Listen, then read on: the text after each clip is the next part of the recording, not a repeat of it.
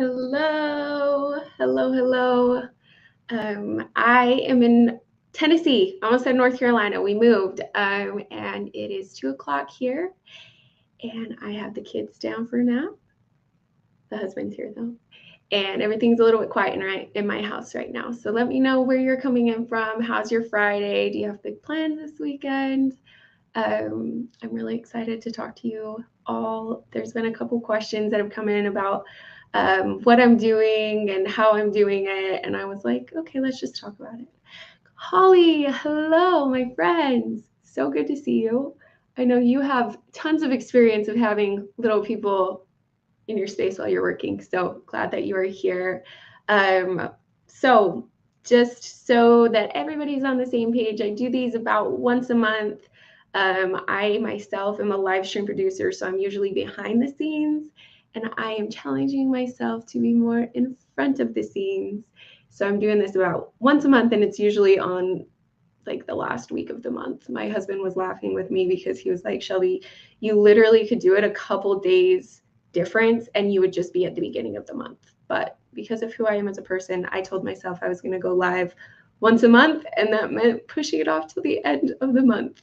So here I am, but I like to call myself a content traffic cop as well. So I don't necessarily make your content. I'm not social media manager is like a huge word at this point, the space that we're in. I'm more of like helping people stay on track to make their content, helping people post it when they're supposed to, where they're supposed to, and kind of repurposing their content to help them get it out there. So that's me. Let me know how you are. And I know most of you are my good friends. So good to see you today.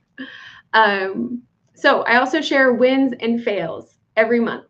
So my May wins and fails, I was a part of a women's league basketball team, which is kind of a big deal in my opinion, because usually you can't get enough women to commit and show up to play basketball. So we did that and it was great. We took second place. So I guess technically not entirely a win, but it was really fun. And it was a good reminder of, doing things for yourself and that kind of thing. My fail of the month was we went hiking and it rained and it was super cloudy. So you couldn't see anything the whole time that we were hiking. It was still really fun. We had good friends there and we had our kids and it was a blast, but we were supposed to see like wild ponies where we went, and they were hiding from the rain. So all in all, it was kind of like a major wah, wah, but that's okay. We still had fun. It was still good to get out, but it was kind of funny. So let me know if you have any wins or fails in business, in mom life, in regular life. We're all about, I'm failing into 2023. That was the initial conversation in January, was me talking about failure and how it's not the end of the world with my friend Jeff. And we were just talking and laughing about how we're failing into 2023. And so I'm continuing on that same idea with trying new things, and it's been good. It really has. It's been a good mindset shift for the year so far. I can't believe it's almost June. What the heck? Okay. So anyways, I am just going to dive into some of the notes that I have, and this is going to be a conversation. So please, feel free to comment anything or share anything that you figured out that makes your life a little bit easier working and having kids in the house. So I like to call this Shelby Show. Obviously, my husband refers to it as Shelby Shish Show because not everything is perfect, as I know you all know. If you have kids at home, if you're human, let's be honest, can be a bit of a shit show. So I'm just going to dive into my first point, which is that work and job is not necessarily the same thing. It's not. When I say making money and stay-at-home parenting, there's a reason for that. I'm not saying working from home and stay-at-home parenting. I think a lot of times the idea of work has to shift a little bit when we have little people in our world. I've been doing this for about 3 years, and I have had to make a major shift in my brain of what it actually means to be productive and what it actually means to make money for my family. So if you are at home and you are, quote unquote, just a stay-at-home parent, you need to know that you are already providing huge monetary value to your family.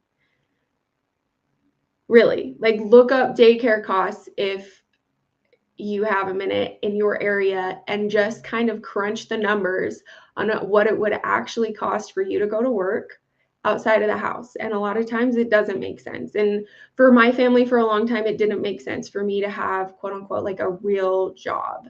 So I had to get creative because, first of all, it didn't make sense financially. And then second of all, I was in a position where there was no consistency. So my husband's job was wild, wild. I had no idea when he was going to come home. Some days he was home at 2 o'clock in the afternoon.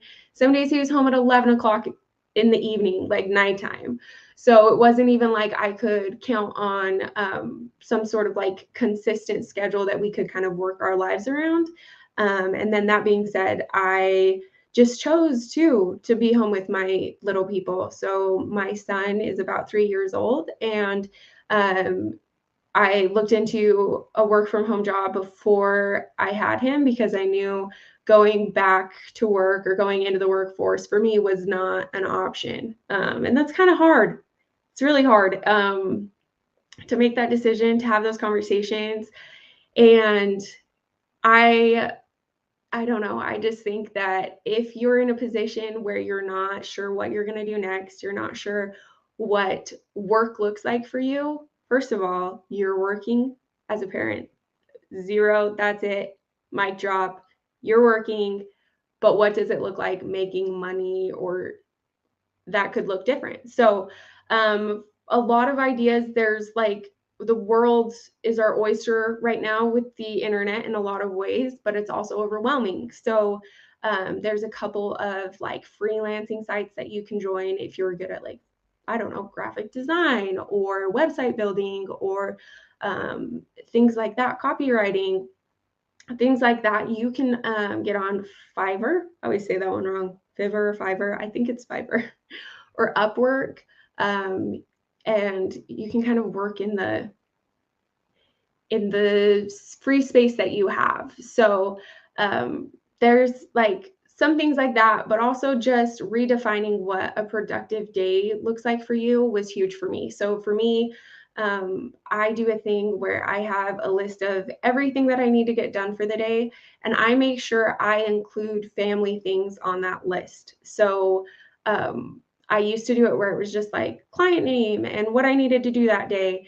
And I slowly realized that my personal life was just taking a back seat to everything. So my personal tasks, and I'm talking like getting my eyebrows waxed or like just paying the internet bill, things like that, where it was like, oh, well, I have to do this client's stuff first before I can do my stuff. And adding in something every day that was like my adult life things that I needed to do was super helpful. So I tried to do every client I touched like base on, and then my own personal or family stuff as well. And that was a big shift for me. Also, when you're in the thick of it, so my kids are little, and I know this doesn't get easier, I don't think, this whole parenting thing. I think it just shifts. So things look a little bit different. But for me, especially when it was mostly just me and my son, I had to kind of list out what happened that day that was good for us. So like, we went to the park. That's going to be on my to-do list. Check. Like, that was awesome of me. Like, just like some of those things in parenting aren't easily trackable. And if you can, put them on your to-do list. Mark them off. It makes you feel good about yourself. So put them down for 3 naps. Put them down for 2 naps. Fed them lunch. We know that feeding a toddler lunch is way harder than anybody like let me know. So just kind of redefining what productivity means to you and what a productive day is. was huge for me. So second point on there, I wanted to say creating a schedule. So I say this very, very loosey-goosey because I don't think for a lot of people, they're like, well, I don't even want to say a lot of people. It feels that way on the internet. People are like, hey, I sleep train my kids, so I know exactly when they're going down and exactly when they're waking up. And I am so happy for you. That's great. My children, and specifically my first child, I had a very hard time knowing when those like naps were going to be. And every time I would plan a call around nap time, inevitably he wouldn't go down. So when I say schedule, I mean a schedule, like a very loosey-goosey schedule for you. Some sort of, we need to see the sun today. We need to eat 3 meals today. I need to do 2 things at work today. Whatever that looks like, and kind of making it make sense without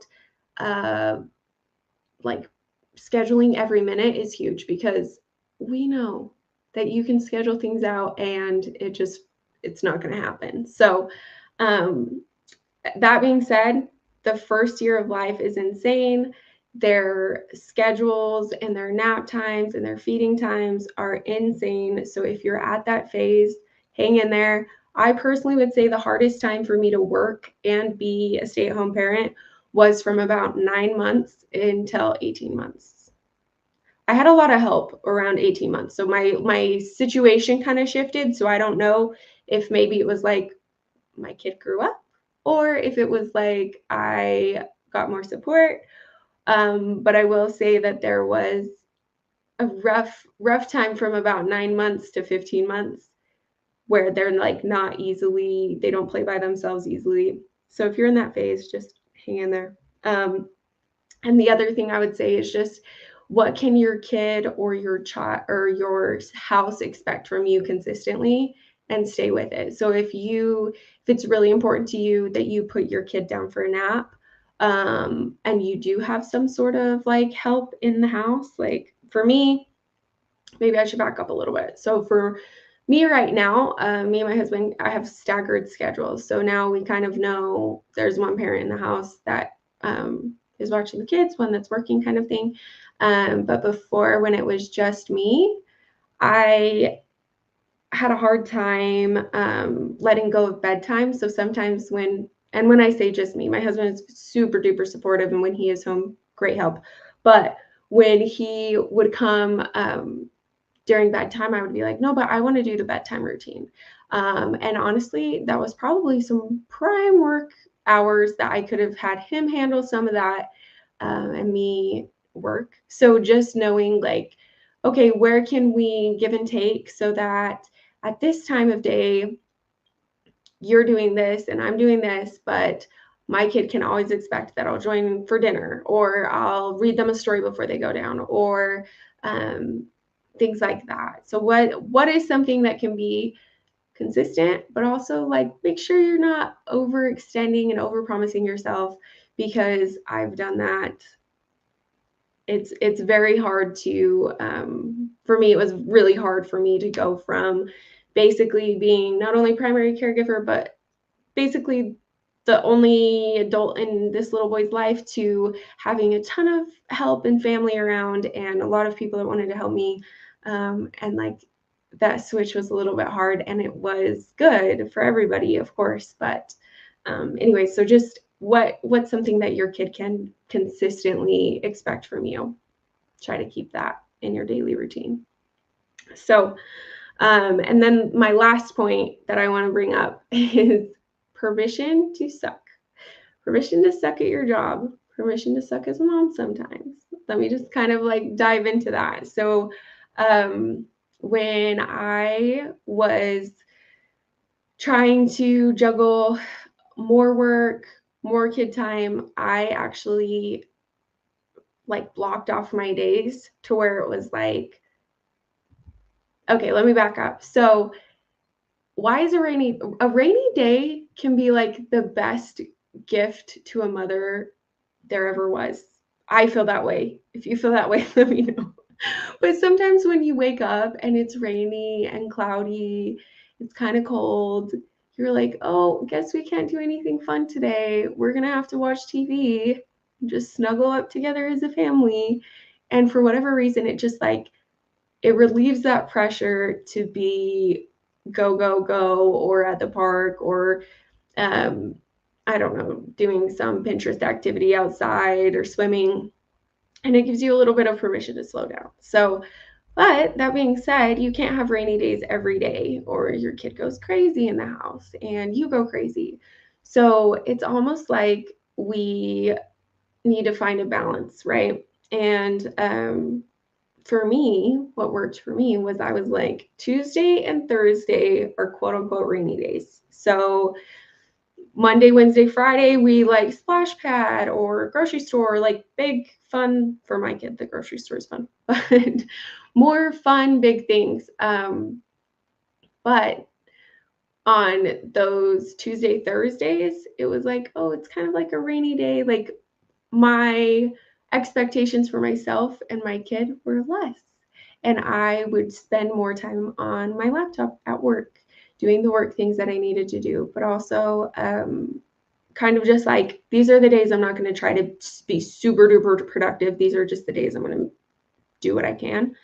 And it was helpful. It was good. And now I have more of a schedule where it's like in the morning, I try to be really focused. Sometimes I'm not so focused.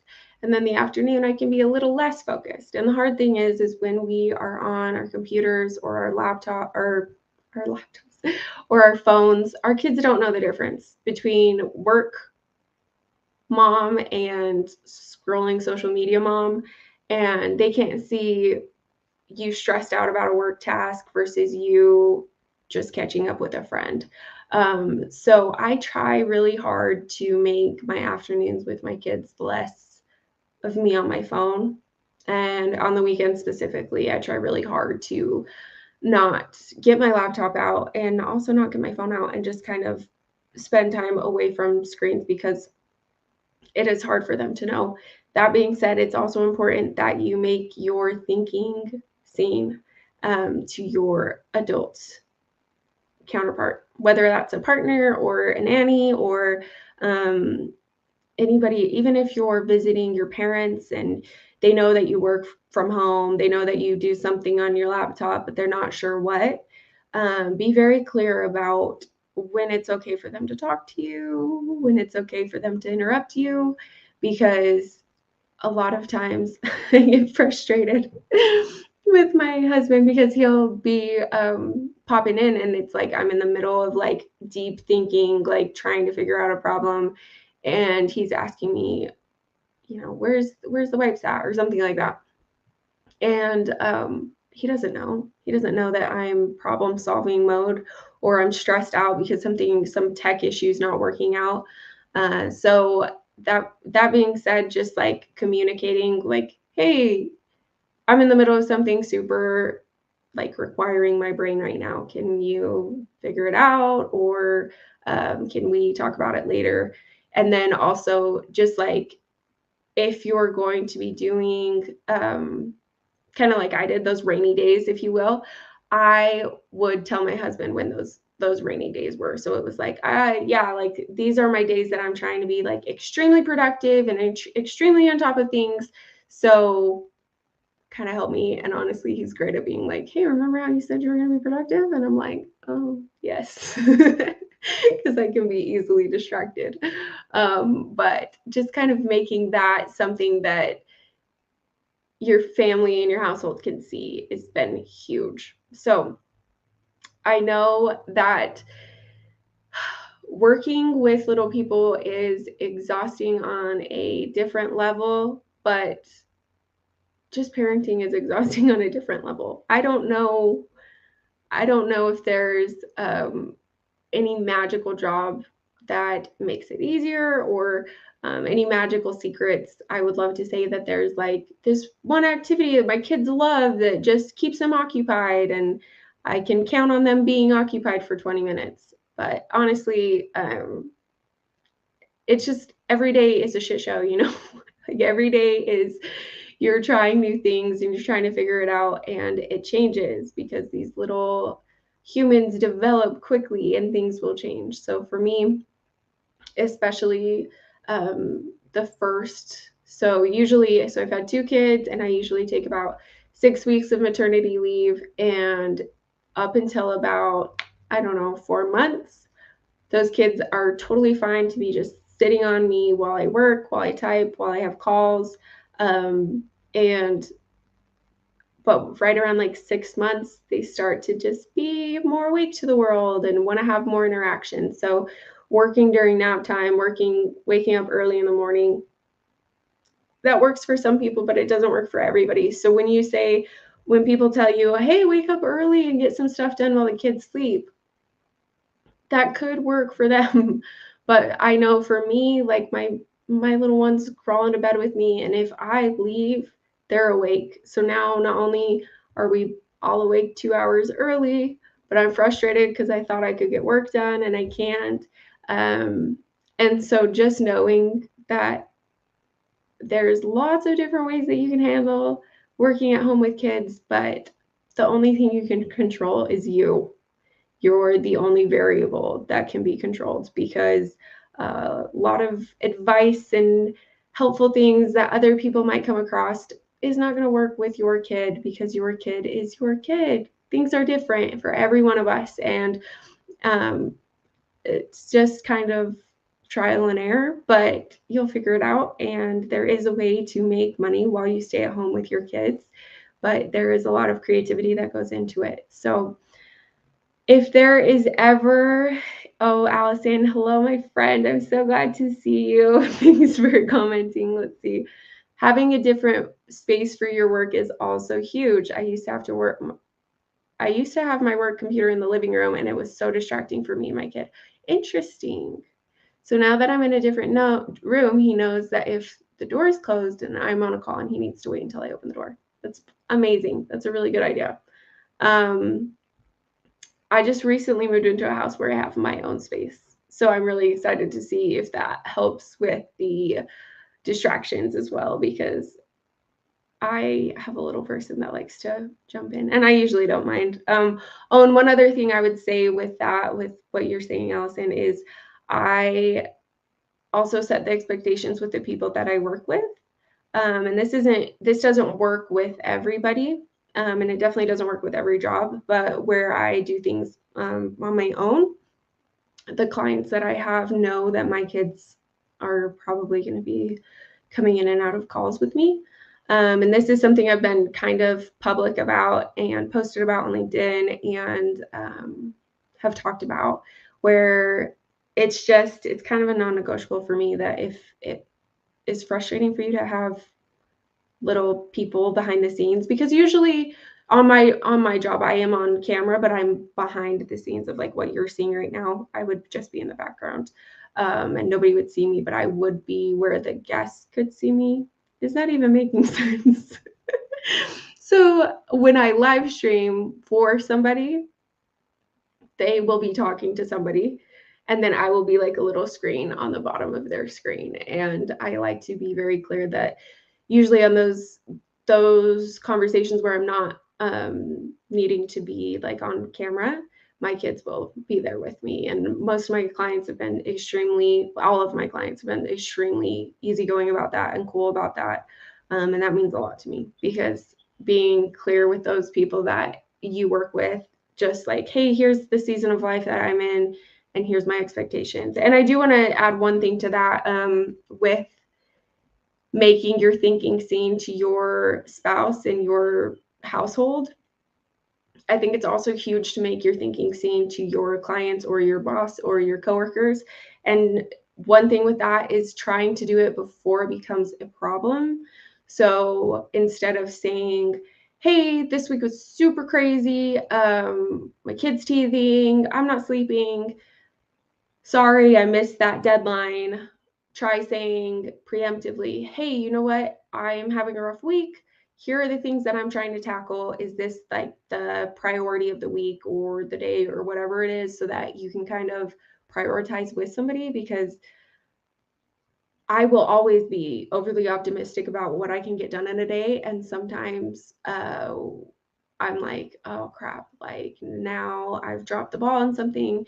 And I've learned that just kind of if I'm having a hard time letting somebody know that's in my co-working space, or like um if it's something that they're waiting on, I'm just being like, hey, like I remember that, I'm working on it, here's what's going on with me, I'm going to prioritize it, for give them like a date.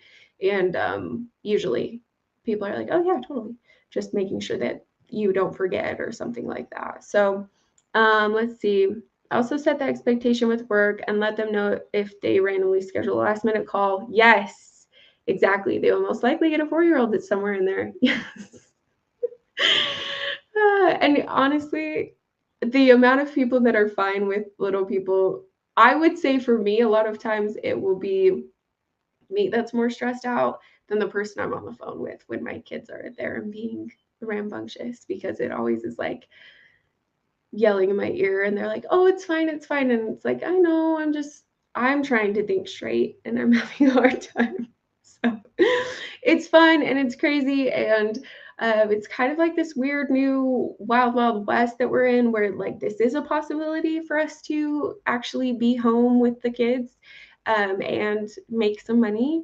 And if you're trying to figure it out, reach out to me. Let me know what you're struggling with. And I'm probably not going to help, but we can talk about it because it's just, there's a couple of things that I've learned. And one of those is like, sometimes it's just, you got to wait for your kid to grow up a little bit and things will change. So anyways, all of that to say, thank you for being here. Um, I appreciate your time with me today, Allison. So good to see you, friend. I love you. And just hang in there. I feel like working, making money, however that looks for you, or staying home with little people, or even, I'm assuming, like running people to soccer practice and to school and stuff, that's got to be like a whole new level that I've yet to unlock. So stay tuned.